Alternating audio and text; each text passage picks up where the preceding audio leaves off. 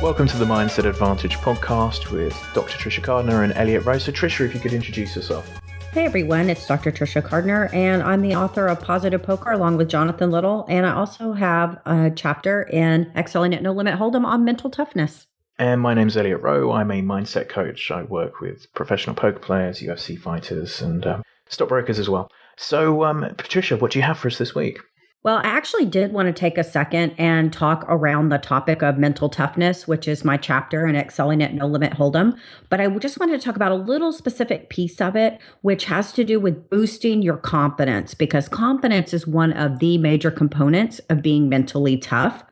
And, you know, it's so interesting. There's a ton of research on it, and it shows that we actually think with our entire body. And let me tell you what I mean by that. Basically, what we say affects how we feel. And then how we feel affects how we behave. And then how we behave affects what we can achieve. So it sort of goes around and around and around.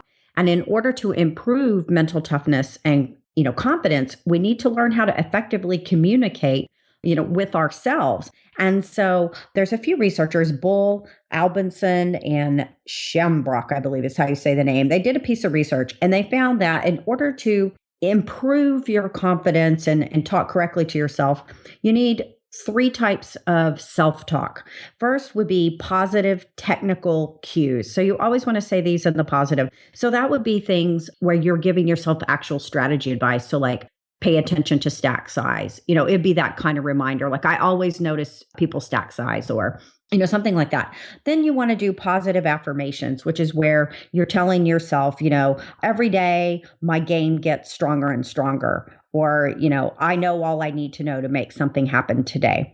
And then you want to do an example of positive intention. So you always want to set your intention. And the intention could be, I'm going to do 3 hand history reviews this week. Or, I'm going to do a 5-minute warm up before I play my game, something like that. But if you do these 3 types of self-talk cues, it's really going to boost your self-confidence, which in turn will improve your mental toughness. Excellent advice for people to try out there. So today we've got Patrick Leonard coming on. He's a very successful online player, and he also has a very popular thread on 2+2 under the name Our Survey Says. So let's give Patrick a call. So Patrick, thanks for coming on the show. If you could introduce yourself to our listeners. Hi, it's good to be here. I'm Patrick, and I play on PokerStars and Full Tilt as pads1161. I used to be a cash game player, and I've transitioned to tournaments over the last 12 to 18 months and play quite often, maybe 3 to 5 times a week, sometimes more.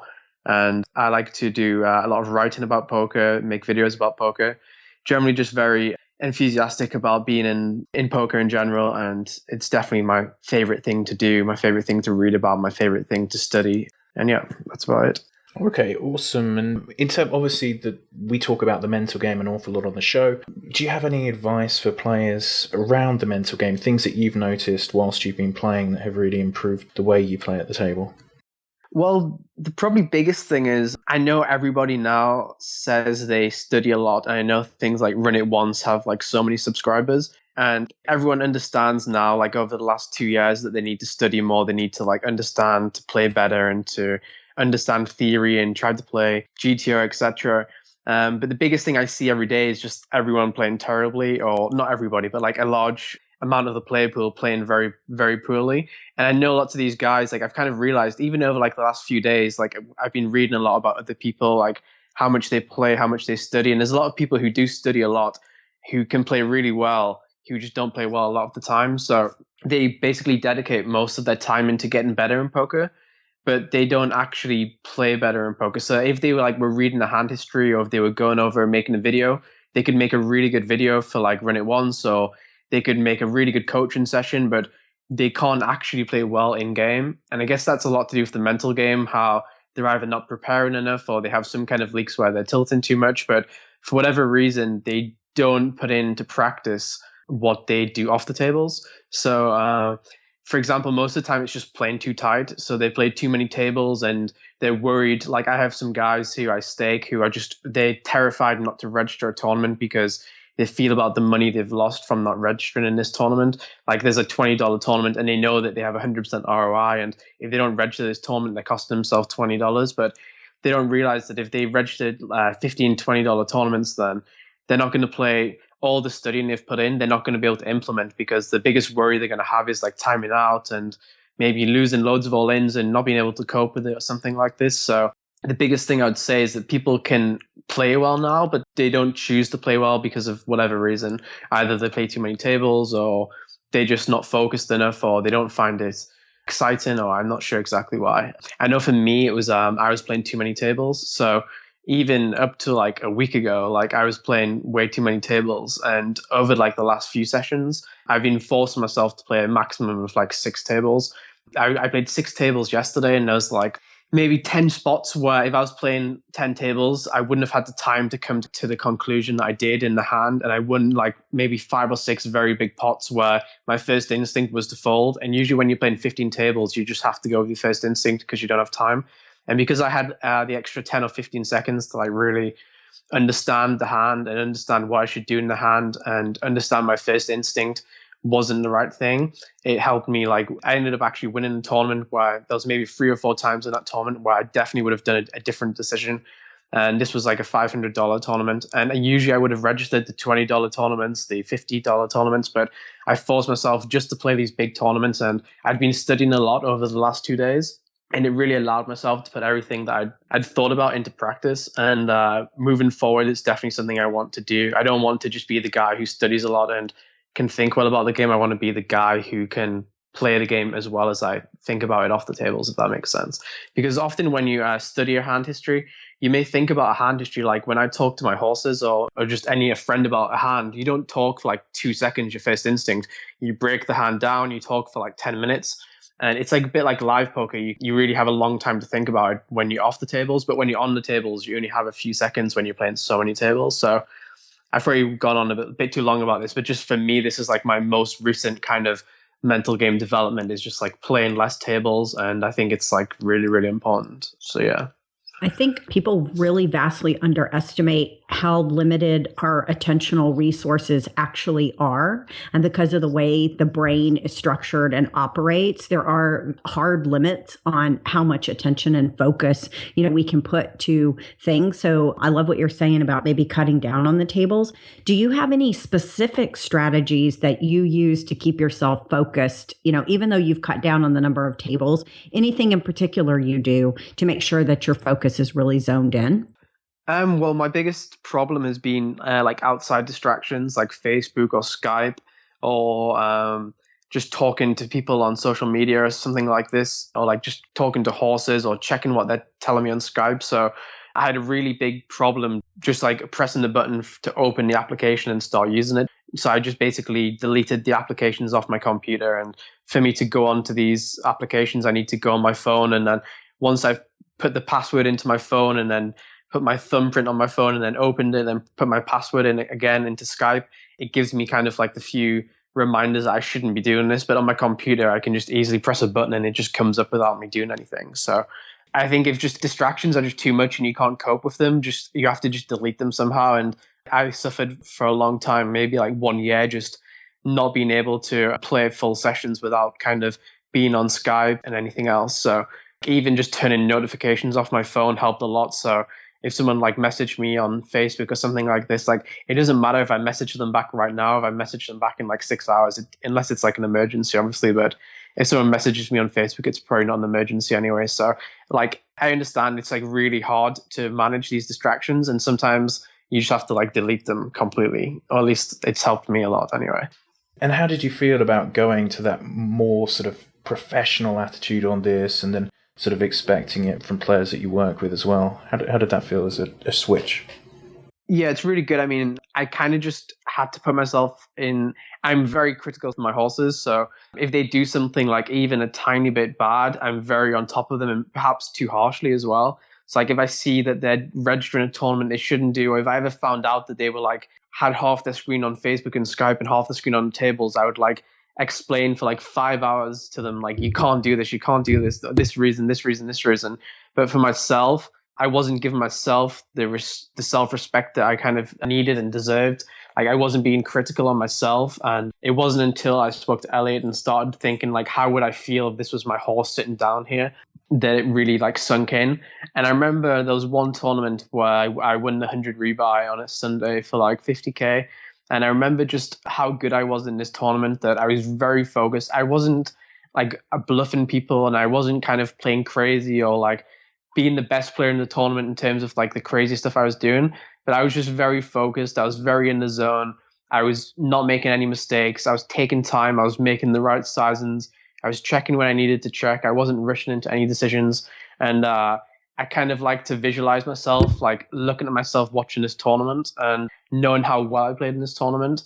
And then there's also a couple of tournaments I know where I've played absolutely terribly, where I can just see myself with Facebook on the screen and not focusing, and it's like a Wednesday afternoon and I've not been in the zone and I haven't been treating myself with the respect I deserve. And like comparing the two people is just completely different. Like I'm a different person in both of these scenarios. It's like before I start sessions, I like to just remind myself of how I was in one session and how I was in the other session. And it's really motivating for me to be this guy who plays really good. And it's really demoralizing to see myself as this kind of lazy guy who I really don't want to be. So I really strive every session to be this kind of the good guy out of the two of them, because I know that I'm not perfect by any stretch of the imagination. I know I have it in me to be like very, very bad in the mental game. So I just need to really keep reminding myself about how important the issues are. So yeah. You know, one of the things that comes up a lot with the people that I coach is being able to maintain consistent motivation and to be motivated, you know, day in and day out. And it sounds like you're a pretty motivated guy. Do you have any suggestions on how to stay motivated for the long haul? Well, I actually suffered a lot of these motivation issues too. Like I'd never played tournaments really until last year. Then I made a bet for me to be number one in the world in MTTs. So I was very determined. I was very like goal orientated. Whenever I haven't had goals, I haven't really delivered as well.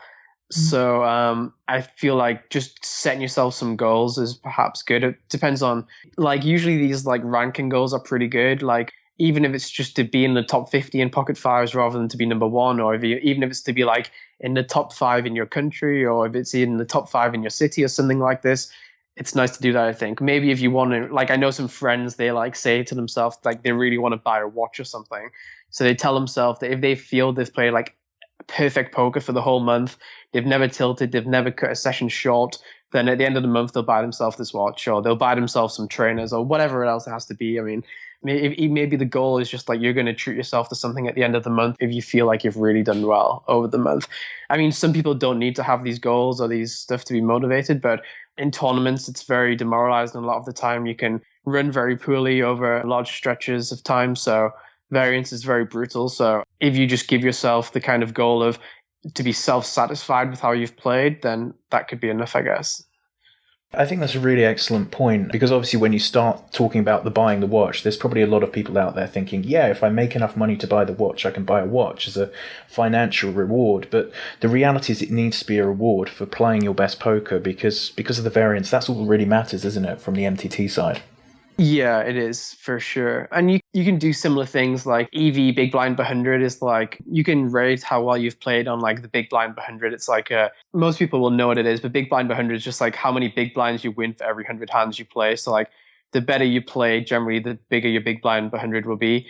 And there's another stat called EV Big Blind by 100. So this is like, if there was no luck in poker, like how much you would win for every 100 hands. So like when you go all in pre-flop with aces against kings, if you lose, then your Big Blind by 100 will be negative, but your EV Big Blind by 100 will be very high.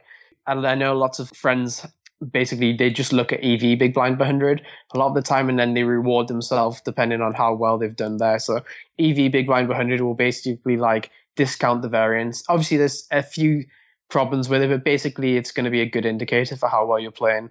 Because I know I've had horses who I thought have been playing really poorly because their Big Blind by 100 was very bad and their results are bad. But then we've actually looked into their EV Big Blind by 100 and it's been really good. And then we've realized, yeah, maybe these guys are just running pretty poorly over a large stretch of time, which is definitely possible in tournaments. I love the way that you made this point, and I do want to stress it because I could lie to myself and say, "Oh yeah, I played great the last 30 days. I'm going to get the watch." But what I have my clients do is look for something, objective, and so I love that you're pointing that out for people. Yeah, I mean, unfortunately, in tournaments, there's not too many things you can look at. But even EV Big Blind 100 isn't perfect, but it's still as good. It's probably the best indicator you're going to be able to find, I would say. And also, just like something else I like to do as well is like I'm embarrassed if I don't play well and someone sees I don't play well. So if you tell yourself that, if you say to a friend that tomorrow I'm going to send you a hand history and you're going to send me a hand history, and we're just going to choose it out of random. We're not going to do the deepest run or the best run or anything like this. We're just going to take one hand history each and we're going to look at it for 1 hour each. Then that's usually going to be quite good, because I would be very embarrassed if you do, especially if you do it with a player you think has a similar ability to yourself, then I'm going to be very embarrassed if I send a hand history to a friend and he sees me playing terribly and he sees me tilting. Like, that's going to be like a huge embarrassment to me. I'm definitely not going to want that to happen. So if you can pair up with a guy that you really trust, you really like, you really want to like you, and you want to respect you, and you want to respect your game, then if you share the hand history together, then you're going to be able to like play your A game all the time, because you really don't want to just play poorly. You don't want to just like go in with some bad hand just because it's the last table you have left and you want to go and play FIFA, or you want to go and be on Facebook, or you want to go drinking or something like this, because you know that there's a 1 in 10 chance that tomorrow you're going to have to send his hand history to your friend and he's going to think worse about you forever because he's seen you play these terrible hands.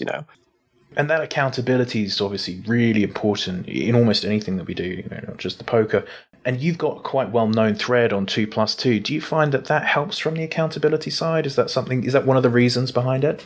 Yeah, especially in my 2+2 thread's quite interesting, because I know I didn't actually know how many people read it until I started going to live tournaments, and then people like Anthony Gregg, who plays like high stakes cash games in Macau and won the one drop, and people like Greg Merson, or people like Mehmet Mori, just people you wouldn't expect to be on 2+2 randomly reading your blog.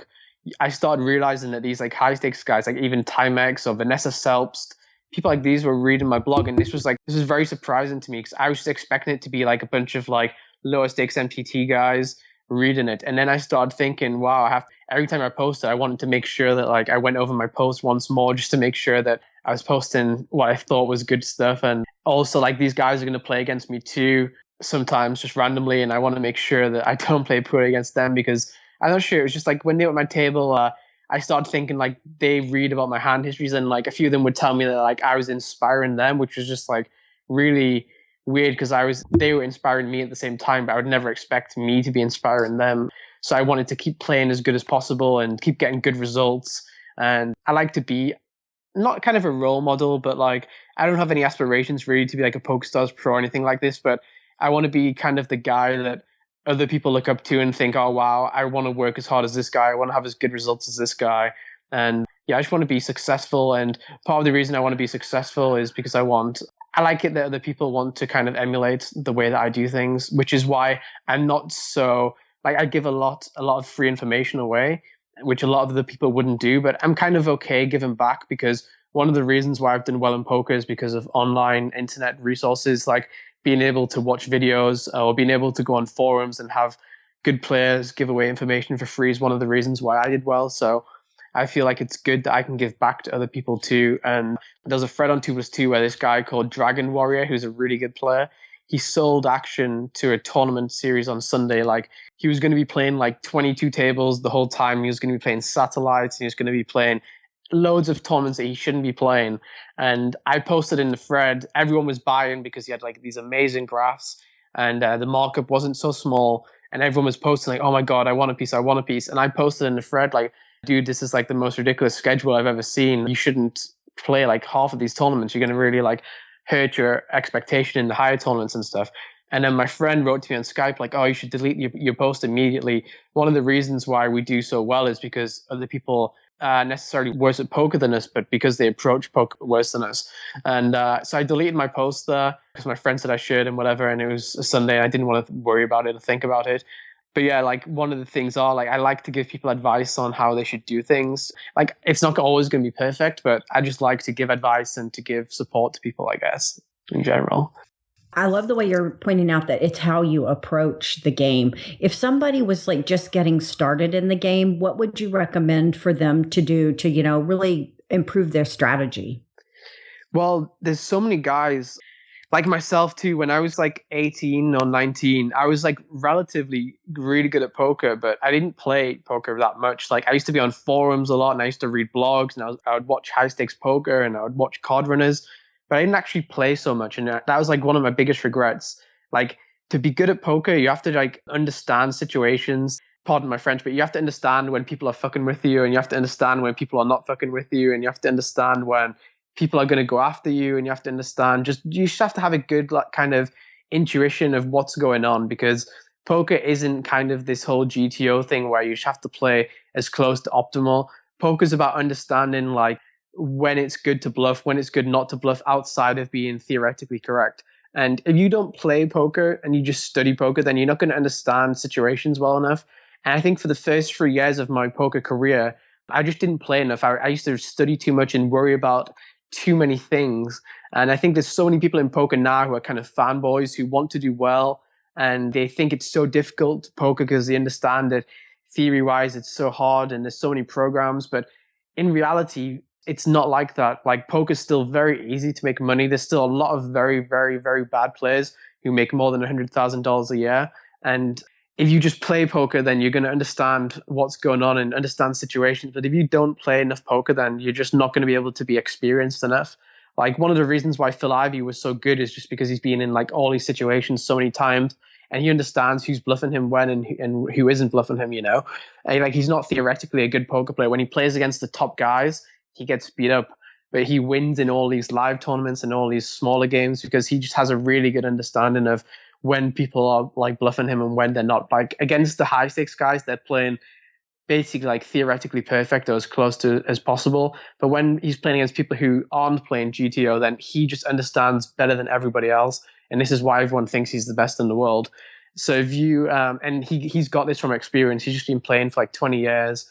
And he just has all this experience of understanding when people have bluffed him. Like, he knows maybe that once someone's won a big pot, they're not going to bluff big the next time. Or he just knows all these little things that you just can't know if you don't play a lot of poker. My biggest advice is not to do anything but to play poker. Just even if it's like tiny stakes, it doesn't matter. Just like have experience of playing and playing and playing.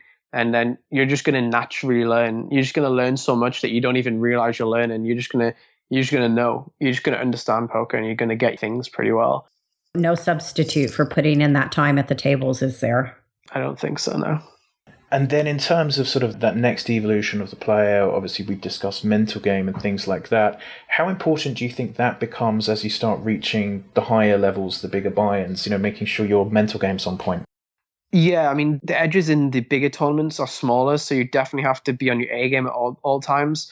So having a good mental game is really important. Like, especially the top buy-ins live, I think it's most important. Like, online, you can still get away with kind of a lot of the time just playing your C game and just getting away with still winning because of just playing okay. But in live poker, like everyone plays their A game because they only have one tournament to worry about. So all these guys who I spoke about previously who can play very well off the table, but on the table online, they don't play so well because maybe they play too many tables or they have distractions or whatever. When they play live, they really play very well. Like, I know there's some guys, I'm not going to call anyone out or anything like this, but there's some guys who play very tight online, but then in the live game, they play completely crazy. They're very aggressive and they're going after people. And like, when I find out it's this person, I'm like completely surprised because they're playing a completely different style to how they're playing online. So in live poker, I think it's really important to have a good mental game because everyone's going to be playing very well, and your C game's not going to be well enough to get away with, I don't think. I know something I spoke about with Elliot is like extra lives concept. So basically, like in a tournament, you're going to have to go all in at one point, and generally you're going to have like somewhere between 60 and 40% equity a lot of the time. Like, usually it's going to be like 55 and 45. Like, you're just going to be flipping a bunch of the time. And if you lose the flip, you're out. Or if you win the flip, you have a good stack. But if for the first day in the tournament, you've played really well and you've been really focused and you've played your A game, then when you go all in, instead of having 100,000 chips against 100,000 chips, maybe you have 120,000 chips against 80,000 chips against a guy who he was just content to play his C game all day on day one. He just wanted to get through to day two, but you played your A game and you chipped up just a little bit more than him. You took a couple of bluff spots, a little bit more than he did. And then when you went all in, you have 100,000 chips. You have 120,000 chips and he has 80,000 chips because you've gained these extra 20,000 chips that he's just been content to let you gain off him. So when you flip all in and he loses, he's out. But when you lose, you still have 40,000 and you're only one double up away from being back to the stack size he had. So having these extra lives is really good. Patrick, you're sharing my best stuff, Patrick. And the other thing is just understanding downswings is actually really good. Like I have a friend, he won't mind me saying, he's called Demonic16, Adam Pickin. He had like a really rough start to this year. He had like a bad last couple of months and he'd been running really badly. And for the last 2 weeks, he basically just took the last 2 weeks off and he said he was going to really study and get better. He realized that he maybe wasn't playing as well as he could have been. And he took the last 2 weeks off and he's really been studying a lot. He's been asking me a lot of questions. He's been watching a lot of videos. He's been playing a lot. And this Sunday, he said he played really well and he ended up winning a tournament for 30,000. He cut off some bigger buy-ins that he shouldn't be playing.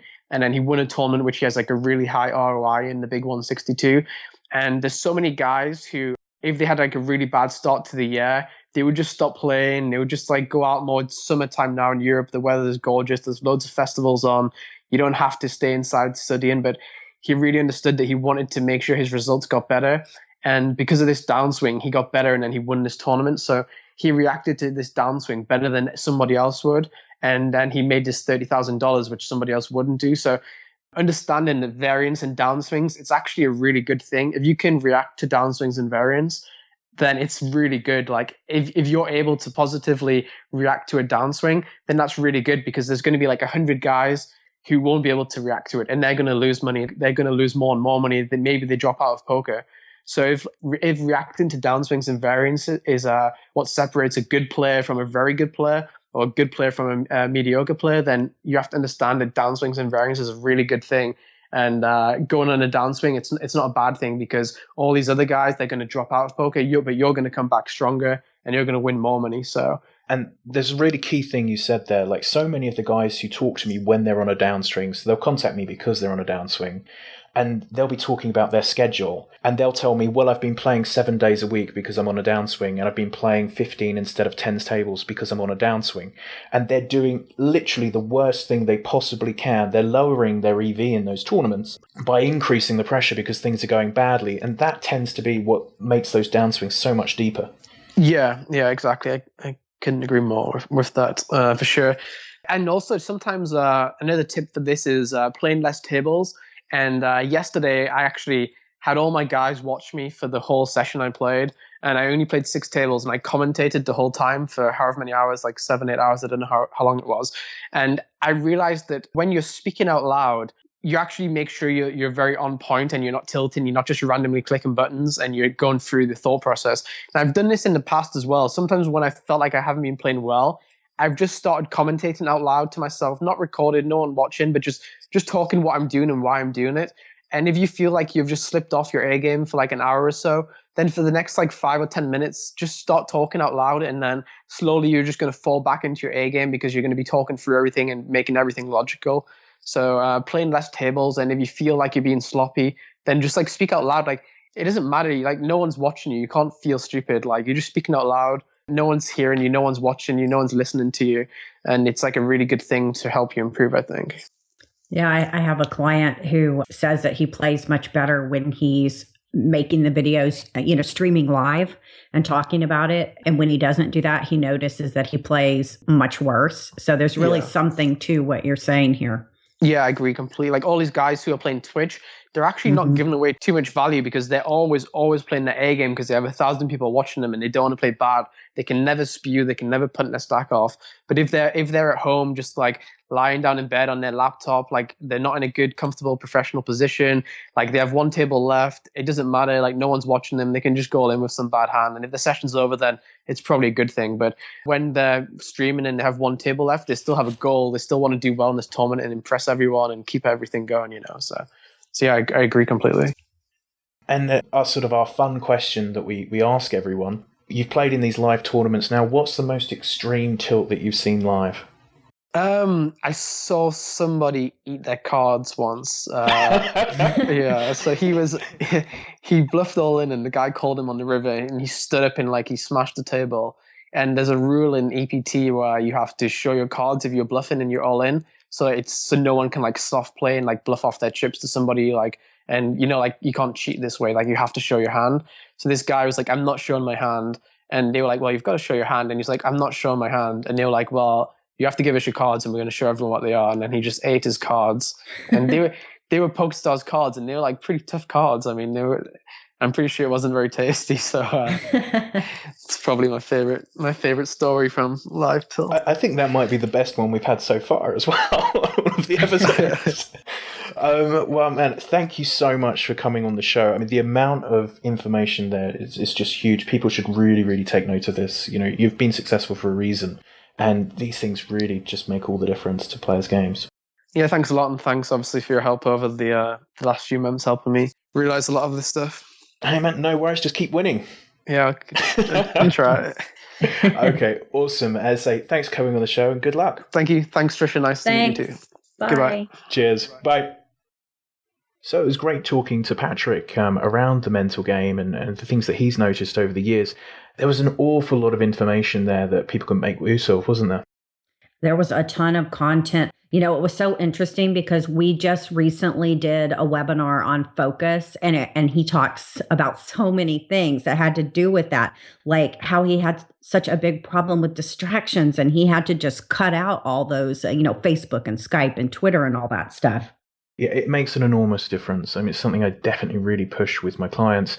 If you're on Skype, if you're on Facebook, there is no way you're giving 100% to the poker table. This is a professional sport. You're competing against other people. And certainly in his case, sometimes for hundreds of thousands of dollars. You've got to take it seriously and you can't do those things. So it was excellent to hear that advice that he's doing himself and recommending to others to make this big improvement in their game. And I also found the stuff that he had to say on motivation very interesting because I work with a lot of clients around that. And just the way he said, be goal oriented. And when he doesn't have goals, he doesn't deliver as well or he doesn't do as well. And then just the way he kind of laid out how you could make the goals for yourself, I thought was so practical. Yeah, it's really important. People do take that advice. And those goals you'll notice were about quality of play, performance at the table. They weren't, did I make $100,000 this year? And that's really key, that you're focusing on things you can achieve, things you can adjust, things that you can work on, rather than hoping for variance to make you hit your goals. Yeah. And, how he talked about it's not just studying, but it's also the playing and how you really have to get the experience in. That's a little bit different take, I think, than maybe we heard before. Yeah, you definitely need to put the hours in at the table. And the other thing is, though, they need to be quality hours. Those hours played, 10,000 hours played of poker with Facebook, talking on Skype, watching a movie, are incredibly different to 10,000 hours of poker played where you're focusing 100% on the game and trying to learn. So, practice makes permanent. We want all of the practice that you guys do to be you absolutely focused and improving your game, rather than just saying, well, I've put a lot of hours at the table, but in reality, you're watching a soccer match at the same time. Absolutely. It's the saying, practice makes perfect is not really right. It's perfect practice makes perfect. So you really have to be in the zone and be playing your A game as much as you can, as long as you can. Exactly. So, Trisha, where can people find out about you? You can go to my website, www.drtrishacardner.com, or you can follow me on Twitter at Dr. Trisha Cardner. And information about my coaching and my MP3s is at www.pokermindcoach.com. We look forward to talking to you next week. Bye, guys.